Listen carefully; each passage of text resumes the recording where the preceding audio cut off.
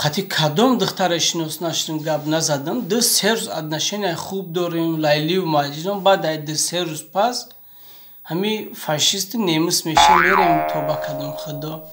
گوش که دختره کشیدو وقتی کمی دور اومدی قطعی ما گپ زدن التماس جینات یگانجا آد بسکره که درای برزو با بیا قطعی ما گپ زد. دمع المجد يا عيني دمع المجد دمع المجد والصوت عذاب يا عيني.